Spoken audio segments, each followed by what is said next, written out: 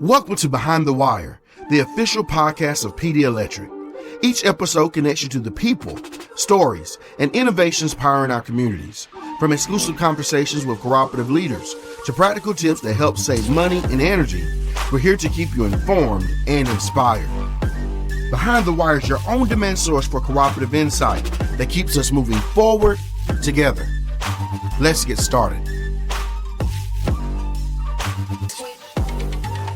Hey, this is David Spencer, and you're listening to Behind the Wire. This is PD Electric's new podcast that we've launched to keep our members informed. And this is David Spencer, your favorite communications specialist. And today we have a very special guest, Miriam. She is our dispatcher, and we're going to be looking at what happens behind the call. And so I'm excited to have her with us today. How are you doing today, Miriam? Good. I wouldn't say that's special. Oh, you're very special. I think every employee at PD Electric is special, and we all play a big part in really what happens here. And that's the one thing I really love about this podcast is really just finding out what it is everybody do and their contribution that they make to make our members' lives special. And so you are special. Thank you. Well, let's dive in. For the members who may not know, what does an operations dispatcher do on a typical day? Okay. So on a typical day, obviously we focus more on dispatching. So the type of calls that we get is IVR and AMR. So the difference is that the IVR, those are the ones that the members call in. And then the AMR, which I don't know if some members know, but the meter itself reports itself out. Yeah, so either way we'll know. I mean, obviously no technology is 100%. So that's why it's important for the members, even though their meter's out and you can assume that we know because of the AMR system, but it's still important to call in because sometimes I won't say that it works 100% of the time. So typically we get one of those calls and then I'm able to dispatch to that location. And then also we have power quality service orders. You know, sometimes the member does have power, but they have blinking issues. Or some surges going on after a storm. And then the other type is the hazard. So again, the member does have power, but a tree is on the line or, at one point we had a line on the truck itself or a vehicle itself. Yeah. Okay. So those are hazards. Okay. And so the members, they call in and they get to speak to you directly? How does that work? No. So the IVR, there's different ways you can report your outage through an IVR. So you can either call and talk to customer service. They have, which I'll go more into it later, but they have calls managers. So they can look up your account, report it in, and then it goes to what I have the system called Dispatch, OMS. So it'll go through there, and then I'm able to see it. We have the outage hotline, so you can just call it in there, leave a message, and then so I think now you can text. Well, I don't think we can text yet, but eventually you'll be able to text whenever you have your power out. And so it seems like too there's ongoing ways to look like how we can employ new technology and be innovative. So yes, every day. So I think that's good for our members to know too. Like as more technology becomes available, PD Electric's staying on top of it and seeing if there's something we can implement to better serve them. Many members only think about dispatch during an outage. What are some of the responsibilities you handle when the lights are on and everything is running normally? So on a typical day, when everything's peaceful, so I usually dispatch service orders. So anything with the members, an outdoor light replace or as simple as a disconnect, reconnect, a new connect service. Sometimes, members want to have their trees cut down, so they need a service crew to go out and put the line down. So in that case, any service order like that, we have a system called Flex to where we're able to dispatch it to the appropriate service guy for them to take care of that. And then I also watch the gates, during the day. So not just anybody can come in. And then, we get deliveries for the warehouse. And then I also monitor the work locations of every crew that's out there. So because, we never know and if emergency comes up, we need to know where they are to able to call 911 and dispatch it to them. And then we have this other system called SCADA. So that actually monitors all of our equipment that we have. And I have to monitor those because if an outage goes out, that system's able to help me to narrow down where exactly it's at. And then I also try to just work on other projects that help support Storm. Like, for example, if I see that, for example, if you need more pictures, and let's just say that, hey, Miramar, I have a hard time locating exactly where they're at. I'll try to find a way to improve that. Well, what do you need from me? Oh, you need to find or you need, as simple as an email, or do we need to create some kind of report, or, anything that will help anybody across the whole building, Cool. I love that. And that's one thing. I've only been at PDE not quite 2 years, but everybody's helpful if there's something anybody can do to streamline a process or optimize a report or whatever. Everybody seems to be willing to jump in. And so it's great to see that dispatch is a part of that willingness to optimize workflow for everybody. What happens in dispatch center, and you kind of touched on this earlier, what happens in the dispatch center when a member calls to report an outage? Oh, yeah. So with the IVR, as I mentioned before, so typically what we do with the IVR, since they're a little more different than AMR, but if the call comes in and the meter does ping on, then, I usually call the member back. Sometimes they say, oh, it just flickered and it came back on, or sometimes it's just their breaker. So we try to clear that out, so that way, let's just say they just call it in and I don't check on it at all, then I just dispatch somebody and it'll be as simple as something as a breaker was switched off, and that's it. Okay. How does dispatch serve as a communication hub between members, line crews, and cooperative leadership? And being a communication guy, I believe, we got to keep those lines open. And when you have everybody talking, you really can fine-tune processes, really, and just find out, if everybody's on the same page doing. So what role do you play in that? So we heavily rely on technology in this aspect. So we have a system called Calls Manager. So any notes that I put on about an outage, the MSRs are able to look at it. I don't try to, I don't keep any information with them myself. Honestly, the members need it a lot more than I need the information, but I understand that I'm that bridge. So I try to update as much as I can through there.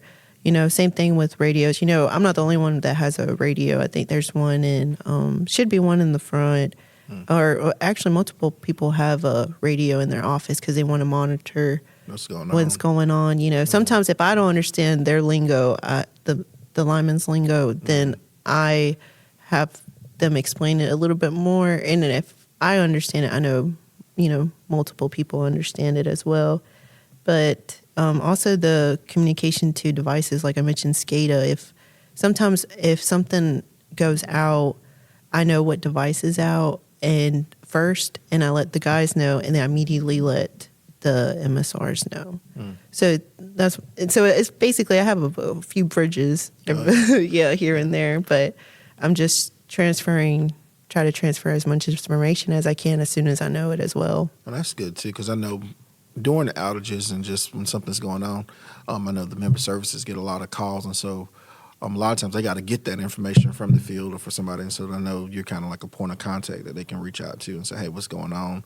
And then that helps us keep the membership informed. And then, like, I run social media, and so a lot of times I'm pulling from the information they're getting or whatever you're sending out, so we can let the public know, hey, there's an issue, we're aware. And I think sometimes that just gives the members some reinsurance, hey, they're aware, and even though I'm out, they're working on it. And so I think that keeping that communication flowing is just good for us and the membership. Walk us through what happens during a major storm when thousands of members may be without power. Okay, so before, when I first started this job, I panicked. Yeah, but now I learned to, stay calm, and we do pray here at our company. So I do pray, because that's you just don't know what's going on out there. And And then usually I rely heavily on a team that we got back there. So I usually call the operations manager, Jay, because he's over the crews. So he lets me know which crews are available, which crews are not here, which crews are on the way. So, basically what help we have. And then what we typically do is dispatch to the biggest outage first. So if we see one that's, that has 3 members, but then we see one that has 1,000, we're going to pick the one that has 1,000 because, that affects a lot more members than the members that have, that are out, that the members that only have 3 meters off. Yeah. So, and then after that, once we take care of the big outages, then that's when we try to make a list and monitor because, sometimes the list in the beginning does go away because that's when the beginning is happening. So if we dispatch an outage of 500 and another one of 1,000, then another one of 900, then all of a sudden this one of 2,000 comes up. So then that list goes away and then we have to recreate the list. Yeah. And then sometimes we want to keep the crews safe, and keep in an area where they're already at instead of them having to drive from north to south or east to west. So we usually try to keep them within that area too. Cool. If we can. And I like that. And that kind of goes to what I was going to ask Ness about how do you prioritize restoration efforts. And you think about it, and I think about when my power is out, it's like my world is being, under attack right now. Right. When's my power coming back on? But then, when you think about it, we serve over 22,000 members. And so it really makes sense when you think about, okay, we got to get the most people on first. And I think a lot of times people don't think about that. And even just the distance from, if you're further off, if we fix you, but then there's an issue in front of you, you're still going to be off. So we got to make sure we're prioritizing what's going to get the most people on, but then do it in a way that keeps everybody on. And so I think this is really going to help people just kind of visualize it a little bit more about, yes, I'm out. They know, but they're not just focused on me. They're focused on the whole system and trying to manage. So yeah, these are some of the things I think people just don't think about when there's an outage. Like there's so many variables and so many things you're trying to navigate. What information is most helpful for members to provide when reporting an outage or an emergency? So in this case, the most helpful thing is, I know, it's a storm, you're in your house, you try to be safe, but if you can, report anything that you see, that way, because sometimes actually the members would know quicker than we would on why it's out because they see a tree on their, in their front yard. So if they can report any hazards like that, then, that way we can narrow down where it's at. And, it was some, because, when you leave a message, we listen to all of them. So if they, hey, there's a tree on the lawn, laying in my front yard with the lawn down, and then I see that it's part of that outage, I'm like, okay. So whenever I dispatch, I can tell that we have bird dogs. Bird dogs are the ones that scout it out first. Okay. But we tell the bird dog. Bird dog. Yeah, bird dog. But we tell the bird dog, and they go out and they verify that location. And then that way, whenever a crew comes in, they're able to immediately know what they need, where exactly it's at, and, and then even make a estimated time as well. Yeah, because the bird dog, they're experienced, so they can see, and okay, this is probably going to take tree going to take this amount of air. Yeah, this equipment. I their crew, they have this equipment. They probably need to go back to the office. So it's very helpful. Not, a lot of the times, like I said, that's been very helpful for us to narrow down exactly where that fault is to where we can restore power quickly. Cool. So 2 takeaways I gather from that. If you see something and you call in, share that information, be specific, and then I love that you said y'all listen to all of those voicemails because sometimes people think, oh, leaving a voicemail is just sitting out here somewhere in the cloud, but you guys are actually going back, checking that, and using that information and make, if it's useful, on making sure it gets to the right person. So I think that's good for our members to know. You got a lot of stories, I'm sure, a lot of stories. Can you share a memorable experience where dispatch played a key role in restoring service or responding to an emergency? Oh my! So I think the most memorable one, and I think this really, I realized how much, my role was a key role. Was actually the first time I ever been through a storm. Okay. Yeah. So, and we plan these storms out as much as we can. Like I said, we rely on each other. We have a team back there. But the first time I ever been through a major storm, the person that was supposed to help me, our system engineer, he was on vacation. And then, earlier I mentioned the manager of operations that, takes care of calling the linemen. He was out as well. Oh, yeah. So it was, and everybody always told me, the ones that did train me, they always said, you can be as ready as you can, but it's different when you actually do it, because everything you learn, it just goes out the window, which it really did, because, I didn't have two of my key resources. But it was to the point that I had no idea. I looked at the map and there were just outages everywhere. And you would think that me as the dispatcher, I would say, oh, yeah, you make those decisions of, okay, someone goes here, someone goes here. I would turn around to my supervisor and be like, where do they go? And he's looking at me, you tell me. Yeah, you tell me. You're the one that needs to know. But I wasn't used to making executive decisions like that. I just thought, I'm just the employee here, so you tell me what to do.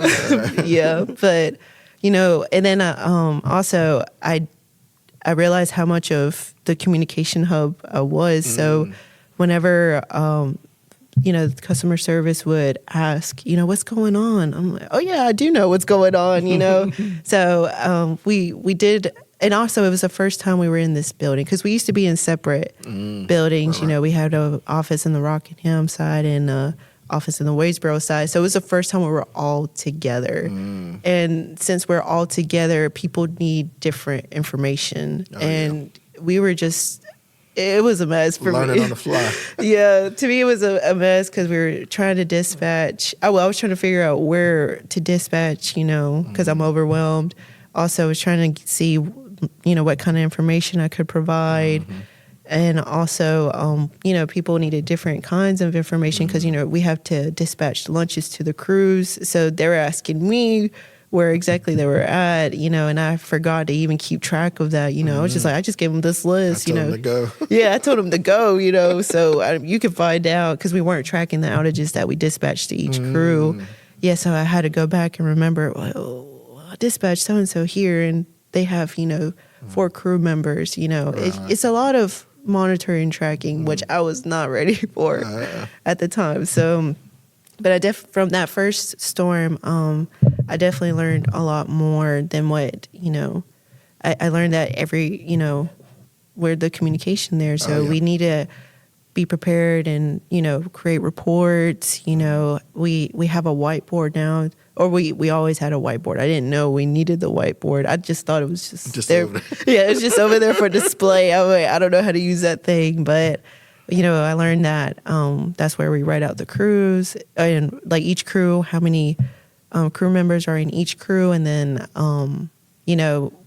that's how we track where exactly they're at. That way, we're able to provide their lunches when it comes to that time. Yeah, that's wild. I'm surprisingly I didn't cry. Yeah, I think I'd have been like, yeah, because your phone's going off. Well, my cell phone's going off. My telephone, like my desk phone's going off. The radio's going off. You got 5 people behind you, hovering like, hey, yeah, like, hey, like what's going on? What's going on? What we need this information.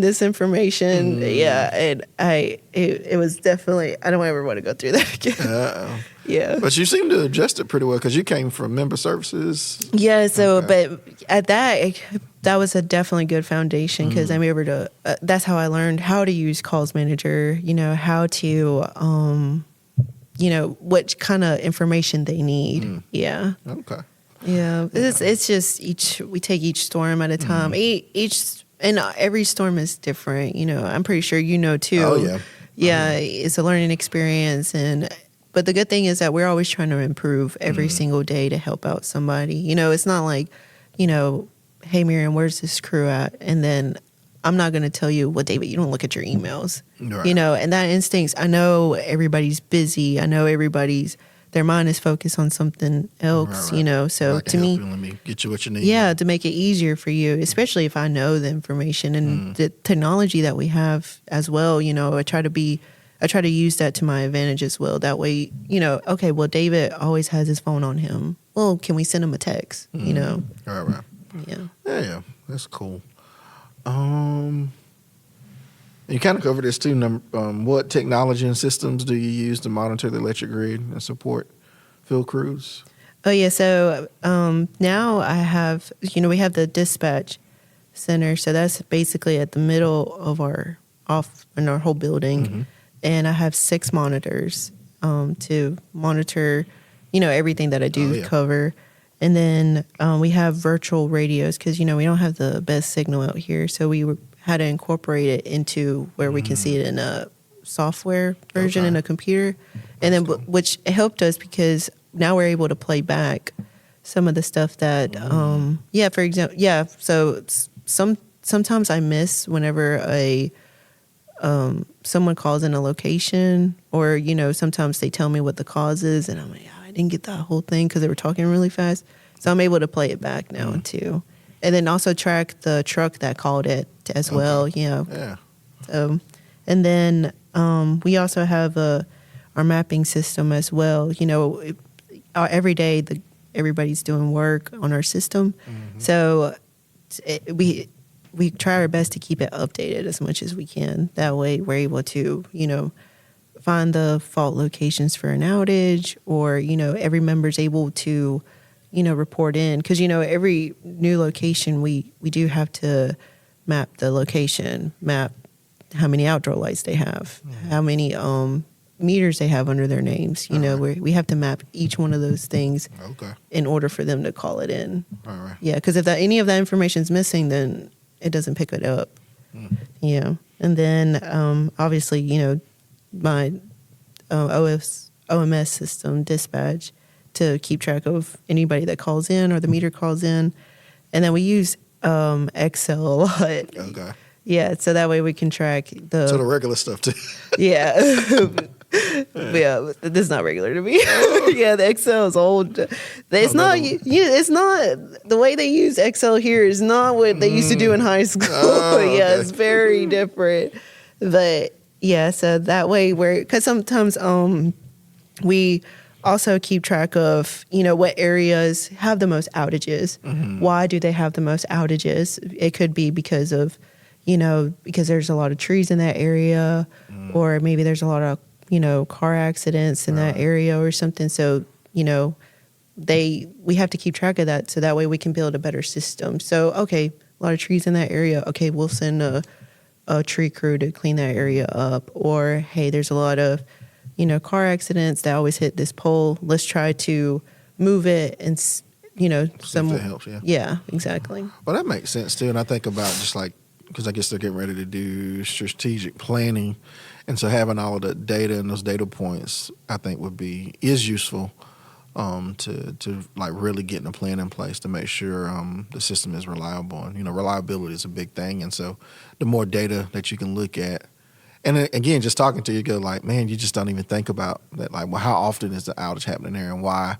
And is there something we can do to impact that or, you know, offset some of that? And so, and when there is those chances to send a crew to cut some vegetation or do something to do it, move the pole, you know, that just helps in the long term. And so, and that just speaks to the expertise that's around here too, because some of these things, I'm sure members are going, what do they do? You know, when power's on today, you know, what are they doing? And these are the things that go on daily in the conversation that's going on, ongoing about how can we improve the service and the reliability of the system. And then how has technology changed the way dispatchers do their jobs? I know you're young, so you haven't done it a long time, but I'm sure you're seeing and technology is evolving rapidly. So even in the time that you've done it, I'm sure you've seen a lot of changes. So yes. How has some of that technology changed the way you've done your job? So I figured you wanted to know before me, because I was even curious before me. Yeah. So I asked one of my coworkers that, had worked here for a good bit. And he said back in the day, so the PD highlights, it wasn't in the Carolina countries. It used to be its own thing. And on there they'll put the person on call and their phone line. Oh Lord. So you would have to look at that magazine or that column to see who was on call in their phone line. And then when you're on call, so they'll give you this big book of the list of members, their address, and their poll number. And they had to memorize the mapping system, like because here we use dashes. So if, let's just say 900-7, so they would have to remember, hey, that member lives at 900-7. Oh. Or we're not. They would have to remember where 900 Where it dash. is, Yeah, actually is yes, that's how they would have to memorize it like that.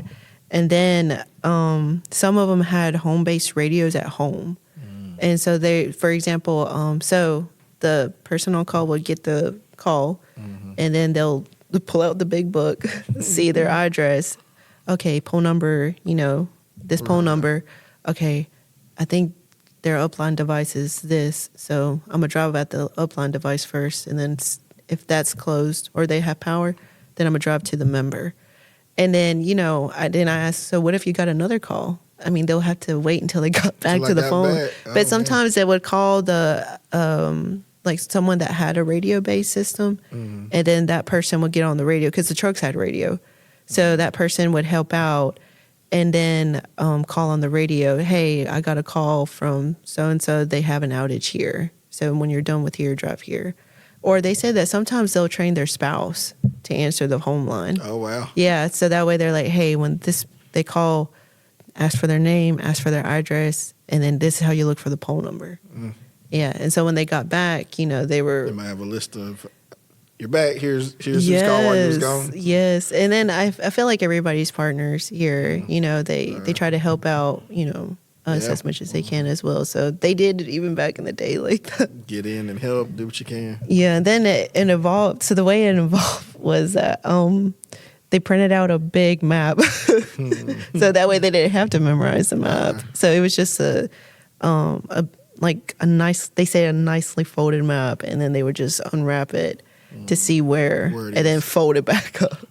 Fold it up for the next time. Yeah, exactly. That's crazy. So that was back then, and then when I started, my office was just like a regular size office, and then I just had 2 screens. Well, now I have a whole dispatch center with 6 screens and a virtual radio because we had the handheld radios, and so now I have the virtual radio. I have the the OMS system to where now whenever a call does come in, I immediately know. And then, obviously we have our customer portal so we can just, look up the member's account, Yeah, so way different, and you got just access to more data and information at your fingertips. Yeah, so because, they were dispatched, they had to basically dispatch themselves and look for the location themselves. And now I have that information, and now I'm able to call, like I said, if it was as simple as a breaker trip, or back in the day, like I said, if they got to that member's house, it could have been something bigger because multiple calls are coming in that same area, and they had to narrow down the exact device that was open. All right. Wow. And I know you described your office. I know we've had a few groups that come through, and a lot of times that's one of the things that they talk about after, like if we tour the building or whatever, is that your office and how much technology is in that room. Right. And a lot of times we'll stand in the emergency room. They're just looking like, oh man, how do they keep up with all that stuff? And I've been in there like, God, there's so much. It can get overwhelming just as if you first look at it. Yeah, you're just like, what is all of this stuff? So and so kudos to you. What are some of the biggest challenges you face during severe weather events or large scale outages? So when it's a multiple day outages, whenever, a storm comes through and we can't turn it all in one day, we try to, but then it rolls to the next day. It hurts my heart to have to leave like that. But I understand that, that the guys need rest. We need rest, because, obviously our health and Oh, yeah. our mental health and everything, physical health comes first. Oh, yeah. Because if, the guys aren't rested or we're not rested, then we can't operate to our full potential. Oh, yeah.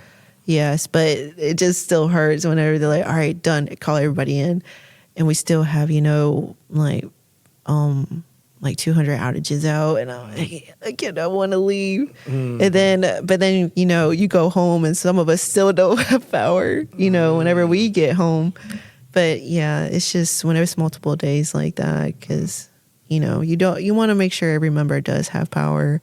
And you don't want to leave anybody in the dark. And so, like I said, some of us are in the dark, too. Oh, yeah. So, And then that's the thing, too. Is I think a lot of people don't realize when there's a storm, people that work at PDL, we're affected, too, by it. And so a lot of times these guys are working, leaving their family in the dark to come try to restore power.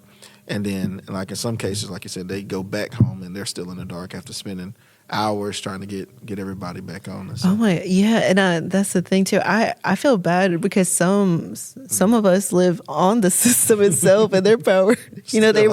They work all day to turn on everybody's power, then they get home with their I'm still in the dark. Yeah, but I'm cold. Yeah, but they obviously they understand, and and that's when our families come in to support as well, because we all have places to stay as well.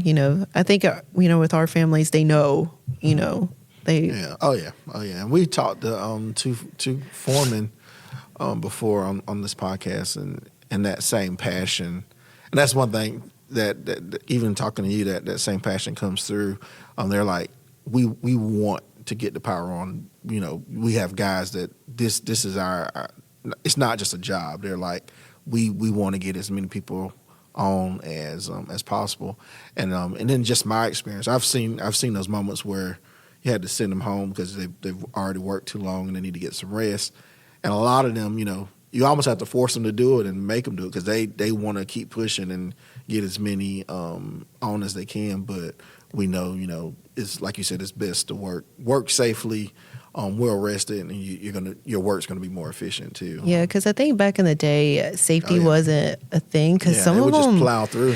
Some of them have told me they worked for over 48 hours straight. Yeah. And I'm like, how did you do that? Why did you do that? Yeah, and it's because they were trying to turn every power on. Yeah, like you said, you can tell the ones that you do have to force them to go because they're not used to it. Yeah, because they just want to stay out and get it done. And it's like, but we want to get it done safely. Exactly. Your safety and your mental health is important too, So just one of those balancing things. But I feel like we got definitely a good group of linemen and foremen and just leadership here. And so they do great work. And we're getting down to the end. What is one thing you wish every member knew about the work dispatchers do behind the scenes? Well, that goes back to the previous question that we do care. Just because if your power is out, it's not, and it's taken a while. Trust me, you're on our mind. We have not abandoned you. Like I said, it hurts us if it is multiple days. We try to cram it all in one day. Even sometimes we stop at 8. Sometimes we do stop at 8 or 9, but they come back at 5 in. Some people come in at 3 in just because they couldn't sleep because they were thinking of a plan, or they just have that stuck in their mind that get everything ready, have themselves ready, get some breakfast, and keep going. Yeah. And that, no matter what, we're going to turn your power on for sure. Oh, yeah. I love it. And last one, and we'll let you go. When you think about the cooperative's mission of serving members, and, cooperatives were built by the members for the members, and as employees, we are here definitely to serve them and do what's best for them. What makes you most proud of your role as an operations dispatcher? So I think it's the fact that, after every storm, I always end my emails with, together we are the dream team, because together, every day we're trying to improve, our system, improve the restoration time. Now, like I said, back in the day when they would get a call, they didn't know. Now we have where a device will tell us, hey, here's some numbers to find the location. And then I'm able to even help the guys out to tell them, hey, here's some numbers. This is where the fault's at.